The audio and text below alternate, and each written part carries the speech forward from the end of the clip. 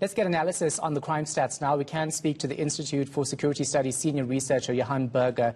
Johan, thanks for your time. We appreciate it. So let's talk about these numbers increasing despite those lockdown regulations in place. Criminals were not deterred.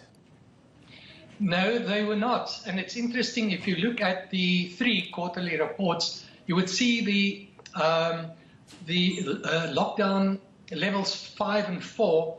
There was a huge blanket on crime, and we saw huge decreases in all reported crime, the 17 main crimes listed on the police's presentation.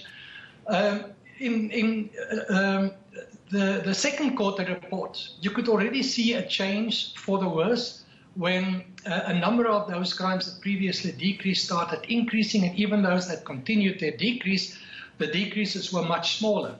And now in the third quarter, you can really see how this has changed. 12 of those 17 crimes are increasing, and only 4 shows a decrease. So clearly in line with the level of restrictions that we see, our crime situation is changing, and it's changing now for the worst, almost in response to the lifting of many of those restrictions. So there's a clear correlation between the level of restrictions and the crimes that we see. And of course, that needs a much deeper discussion.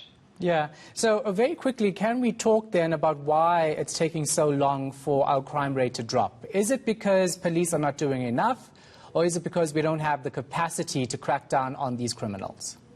Well, that could be a simplistic approach, as I said, because the crime levels dropped largely because of the restrictions in the first quarter last year, and also to some extent in the second quarter. But it's clearly on the rise to the extent that the restrictions are lifted.